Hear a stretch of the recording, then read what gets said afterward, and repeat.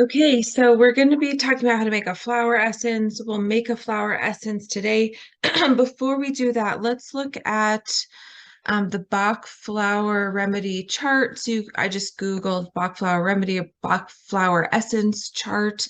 So here are the classic Bach flower essences, and you can see what they do is they really can affect the emotional body. So you can read about the emotional condition and see which flower essence they're using for that. So just some examples, uncertainty, fear of losing control, being selfish, possessive, lacking confidence, wistful, anger, rigidity, indecisive, despair, tyrannical. So these are the Bach flower remedies, but you can look up different flower essences if they're not listed here and find so much more as well. So in the past, because we have a lot of desert marigolds growing in the desert, I've done this one. I was going to do this one this week, and it wasn't growing where I was hiking yesterday. So I'm going to do a different one this week, but just so you know, desert marigold, you can see it's like this big yellow sunburst. So it's kind of like the solar plexus chakra. So it's good for your power center.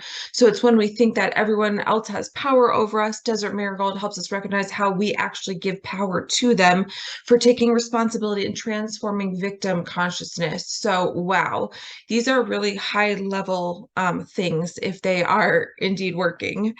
And then what we're going to go out and find today, and I've seen a lot of this growing around the different parts of the desert where I'm at, is Datura. So Datura, I just Googled and found this flower essence, a beautiful flower, very, very poisonous and hallucinogenic if you make a tea from this, but the flower essence is totally different. And so we're going to talk about what makes flower essences different from tinctures, but be really careful with this one on any other level. But so the flower essence that we're going to make, this enhances receptivity on all levels of consciousness, especially in the realm of collective subconscious, also known as the underworld or spirit world. So you can hear these are kind of more etheric ideas. So something to maybe experiment with and see if they work. So this is the one I'm going to try to make today. So what I have prepared and what you'll need to have prepared is number one, a knowledge of the flower. You have accurate recognition, and you can go and find out that the flower is indeed useful for something in the flower essence realm, or maybe you find something new, but definitely know what you're doing there. I sterilized all of my equipment, so I'm going to need a bowl to collect the flour.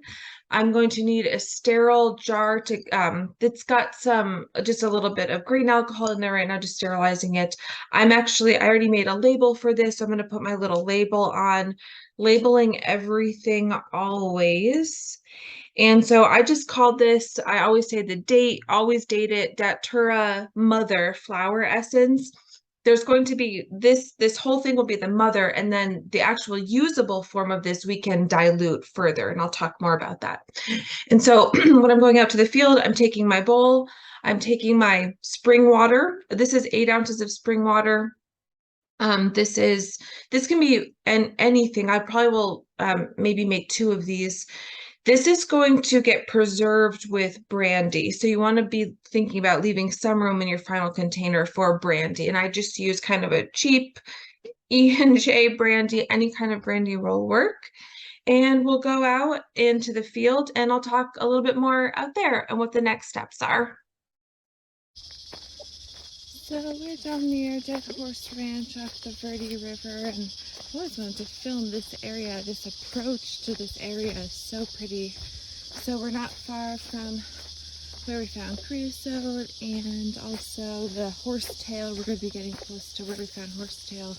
But this is just such a unique, it gets very green. I love this little magical wonderland in here.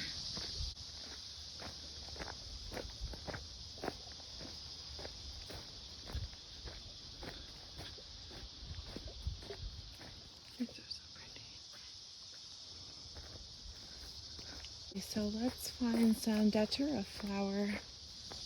This is the younger life stage of the Datura plant, that little, it's called thorn apple. And we have some dry flowers here. So just gotta find some fresh flowers. So you're always asking, where's the one that I'm supposed to use? Show me. And here I walk up to this, which looks so ready. Just beautiful right here on the sort of the edge of this water. Way over here, Pretty River. This is only possible because we did get so much rain this last season. I'll have to put up a video of the rain that we had, but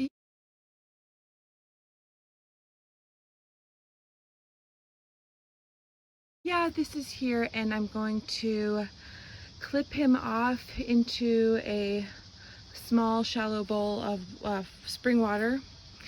Don't touch the flower. We don't want to taint it with our own energy. And yeah, we'll see what that looks like. I'm just going to let it sit out. There's some little neighboring flowers.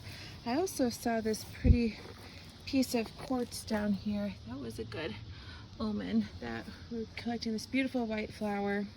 So it's going to sit out in the sun for a few hours, infusing the water with its nanoparticles, and yeah, we will come get it back in a few hours.